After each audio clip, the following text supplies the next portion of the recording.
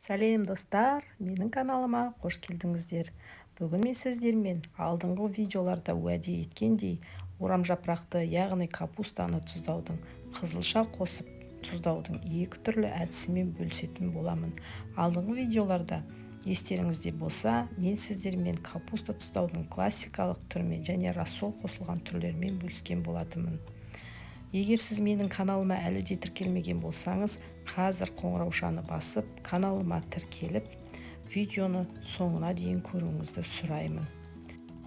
Дәл қазір капуста мен қызылшаны рассолда дайындайтын боламыз. Бізге ол үшін бір үлкен качан капуста, қызыл бұрыш, ащы қызыл бұрыш, қара бұрыш, 1 килограммға тақау қызылша, 1 бас чеснок керек болады, және де су. Ең алдымен суымызға 5 ас қасық тұзымызды салып араластырып қойып қоямыз. Одан соң капустамызды турауға кірісеміз. Бұл әдіс бойынша негізі капустаны орам жапырақты, яғни ірі етіп турау керек болады. Негізінен капустаны 2-ге бөлесіздер де, одан соң әрбір капустаның жартысын 4-5 бөліктерге бөлесіздер. Бірақ мен бұл жерде өзіме ыңғайлы етіп капустаны ұсақтап турап алдым. Кішкене орташа, енді осындай мынау видеода көріп отырғандарыңыздай көлемде турап алдым. Сіздер енді өз қалауларыңыз, еріктеріңізде өздеріңіз қалай сіздерге ұнайды, солай турасаңыздар болады. Мінекей мен осылай турап алдым.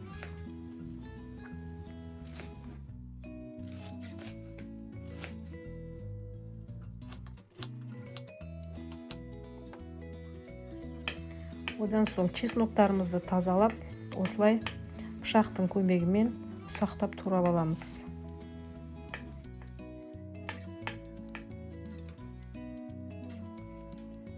Одан соң қызылшамызды тазалап, осындай мінекей осындай ірілеу бөліктерге бөліп, оны да турап алатын боламыз.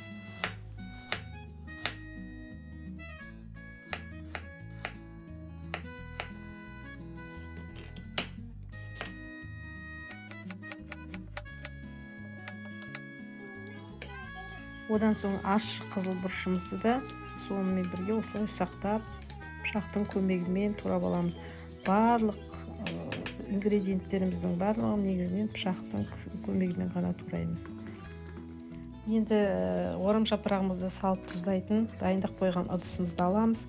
Мен мінекей осындай пластиковый ведерко алдым. Енді сіздер өздеріңіз кастрюльге может саласыздар, үлкен ыдысқа. Енді өздеріңіз білесіздер, ең алдымен астыңғы қабатына орам жапырағымызды бір қабат салып шығамыз. Одан кейін қызылшамызды рет-ретімен салып отырамыз. Қызылшамызды арасына лавровый лист, қара бұрышымызды саламыз. Чесногымызды саламыз, бөліп. Одан кейін қайталап тағы да орам жапырақ, қызылша, чесногымыз, сарымсағымыз, яғни солай кете береді. Осылай бетіне дейін біртін осылай рет-ретімен салып шығамыз.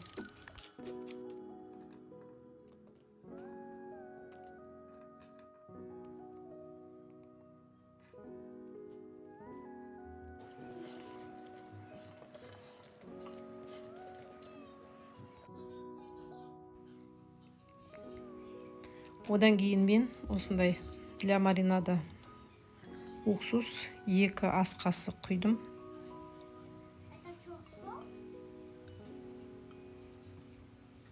Ең соңында жаңағы дайындап қойған рассолымызды құятын боламыз. Құяр кезде қайтадан тағы да қасықпен араластырып, өйткені түбіне тұздар тұнып қалуы мүмкін, ерімеген. Әбден ертіп аласыздар, сосын барып құясыздар. Кейбір әдістерде ыстық су құяды. Бірақ мен бұл жерде комнатный температурадағы суды құйдым. Осылай басып, одан соң үстіне тарелкамен жауып, үстіне груз қоясыздар. Мен тарелкамен жауып, үстіне 5 литрлік суды қойып қойдым. Осы күйінде капустамыз үй температурасында 3 күн тұрады. 3 күн ішінде арасында ашып, қарап тұрасыздар арасын. Процесс қалай жүріп жатқанын. Енді осы видеоны соңына дейін қарап отырған болсаңыздар, біз енді 4-ші әдісімізге көшетін боламыз. 4-ші әдісіміз бұл орам жапырақпен қызылшаны өз сөлінде дайындау. Ол үшін бізге 1 килограмм капуста, 1 қызылша, 2 тіс чеснок, 1 ас қасық тұз, 1 қызыл бұрыш керек болады. Капустамызды, яғни орам жапырағымызды ұзыншалап, жіңішкелеп, ұсақтап турап алатын боламыз.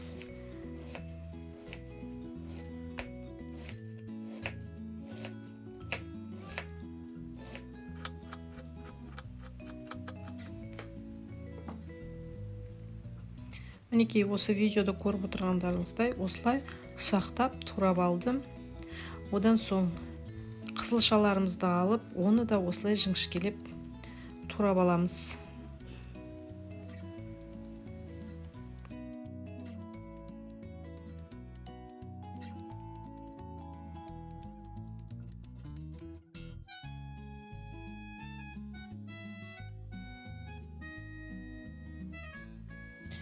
Ендігі кезекте сарымсағымызбен ащы бұрышымызды да үсті пышақтың көмегімен ұсақтап турап алатын боламыз.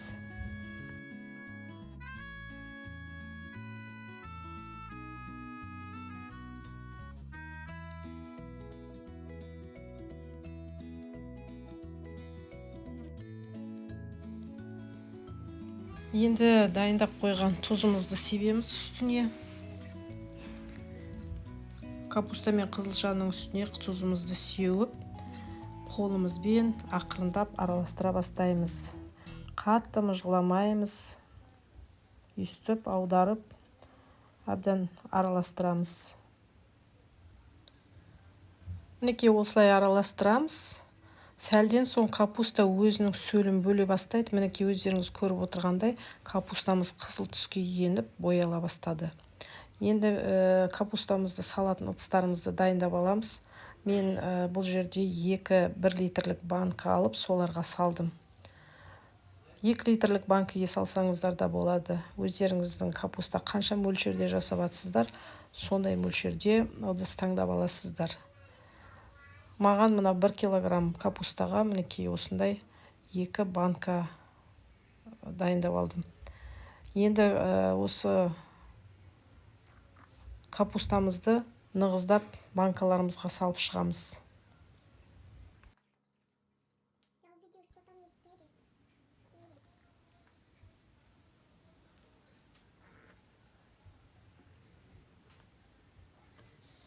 Мінекей осылай банкаларымызға нығыздап қолымызбен басып, нығыздап саламыз. Барлығын салып, осылай нығыздап қойып қоятын боламыз.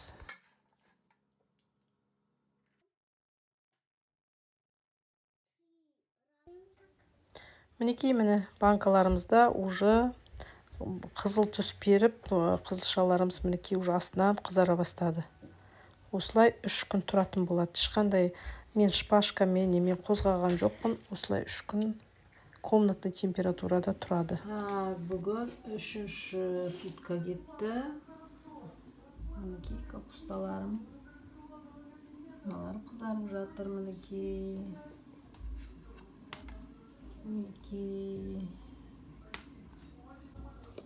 Өзінің сөлінде мінекей бәрі қып-қызыл болды.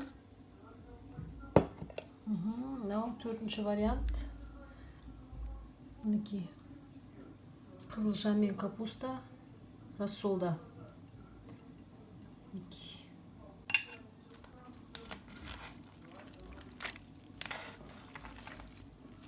Қандай иісі деген бұрқырап тұр.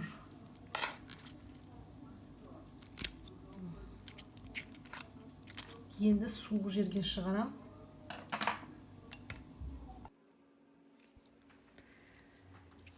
Мінекей үйде 3 күн тұрды, одан кейін балконда сыртта 2 күн тұрды. Көріп отырғандарыңыздай түр қандай әдемі, қанық, өте дәмді осындай капуста дайын болды.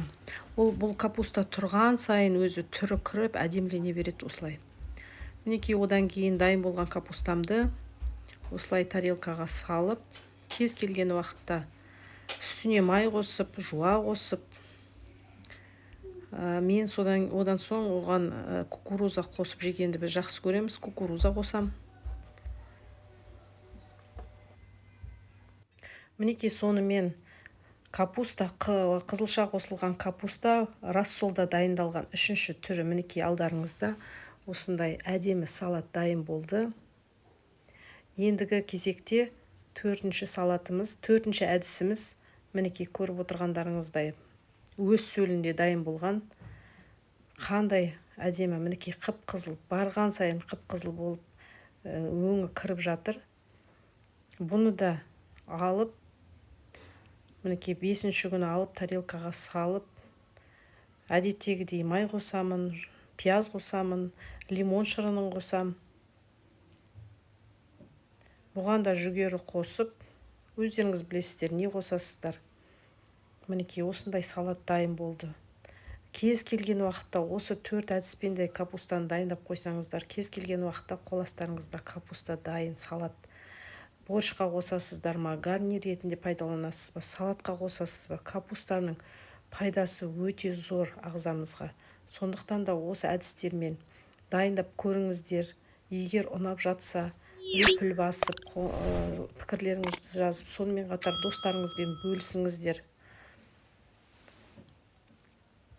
Сіздерге пайдалы болды деген сенімдемін. Менің видеоларымды соңына дейін көріп, тамашалағандарыңызға, менімен болғандарыңызға көп-көп рахмет. Әлі де арнамда кездескенше сау болыңыздар.